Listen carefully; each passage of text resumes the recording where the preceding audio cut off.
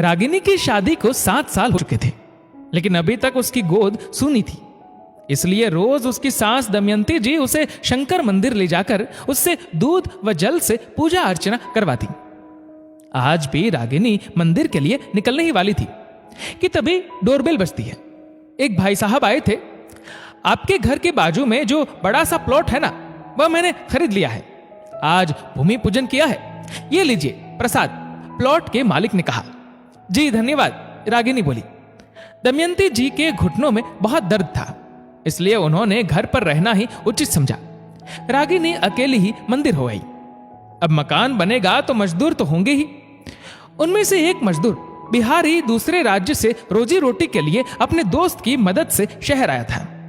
उसके साथ उसकी पत्नी इमरती और 1.5 साल का बेटा गुड्डू भी था। उनके रहने के लिए प्लॉट के मालिक ने वहीं पास में झोपड़ी बनाने को बोल दिया। इतनी सर्दी में कैसे ये मजदूर छोटी सी झोपड़ी में अपने आप को सुरक्षित रखेंगे, ये सोचकर रागिनी का मन द्रवित हो उठा। रात के 12 बजे जोर जोर से बच्चे के रोने की आवाज आई। जरा देखो ना, वह मजदूर दंपत्ति का बच्चा इतनी जोर जोर से क्यों रो रहा है। रागिनी ने अपने पति शशांक से कहा। दोनों पति पत्नी घर के बाहर आते हैं। इतना क्यों रो रहा है बच्चा, क्या तकलीफ है उसे? शशांक जोर से बोला। साहब, हमारे बेटे को बुखार है। हम उसके लिए बाजार से थोड़ा दूध लाए थे, लेकिन वह दूध खराब हो गया है। इस वक्त हमने उसे रोटी खिलाने की भी कोशिश की, लेकिन वह नहीं खा रहा है। भूख और नींद की वजह से वह लगातार रो रहा है, बिहारी ने निराश होते हुए कहा। रागिनी तुरंत किचन में गई। एक गिलास दूध लाकर बिहारी की पत्नी इमरती को दे आई। मजदूर दंपत्ति निशब्द होकर बस उनके सामने हाथ जोड़कर खड़े रह गए। मकान बनने का काम जोर शोर से शुरू हो गया। जब बच्चा सोता रहता तो इमरती भी अपने पति की मदद करती थी। दूसरी मजदूर महिलाएं भी बच्चे को संभालने में इमरती की मदद करती। एक रात ठंड बहुत थी। रागिनी से रहा नहीं गया। उसने एक कंबल और गद्दा निकाला और पति से मजदूर दंपत्ति को देने को कहा। ये कंबल और गद्दा ले लो, बहुत ठंड है, शशांक ने कहा। उन्होंने झट से उसे स्वीकार कर लिया। आपका बहुत बहुत धन्यवाद साहब जी, बिहारी ने हाथ जोड़ते हुए कहा। रागिनी उनके बच्चे के प्रति लगाव महसूस कर रही थी। वह अब तक मां नहीं बन पाई, पर उसके दिल में ममता जरूर थी। कभी चॉकलेट तो कभी बिस्किट, कुछ ना कुछ बच्चे को पकड़ा देती।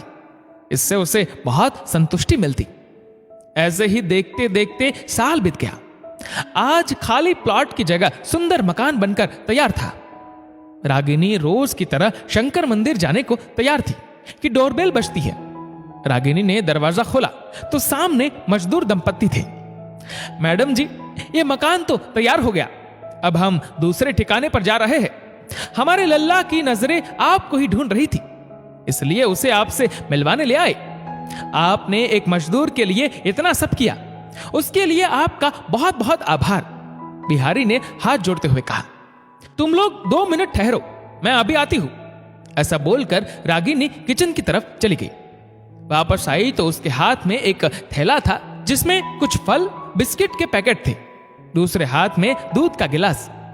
ये दूध बेटे को पिला दो और ये कुछ सामान रख लो, काम आएगा, रागिनी ने बिहारी के हाथ में थैला देते हुए कहा।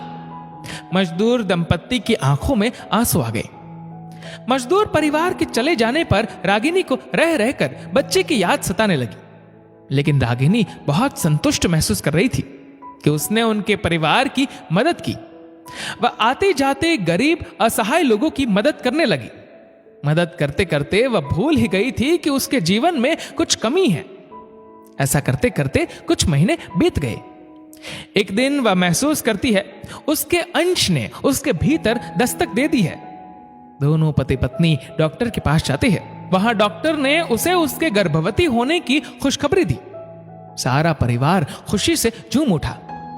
ठीक समय पर उसने एक स्वस्थ व सुंदर बेटी को जन्म दिया। ये भगवान की भक्ति का प्रताप था या जरूरतमंदों की मदद करने पर भगवान खुश हुए, ये तो भगवान ही जाने। दोस्तों, इस वीडियो को लेकर आपकी क्या राय है नीचे कमेंट करके जरूर बताएगा। और अगर आपको वीडियो अच्छा लगा हो तो इस वीडियो को लाइक करेगा, शेयर करेगा ज्यादा से ज्यादा लोगों तक, और ऐसे ही और भी इंस्पिरेशनल वीडियोस के लिए सब्सक्राइब करें हमारे यूट्यूब चैनल को और फेसबुक पर फॉलो करें हमारे पेज को। धन्यवाद।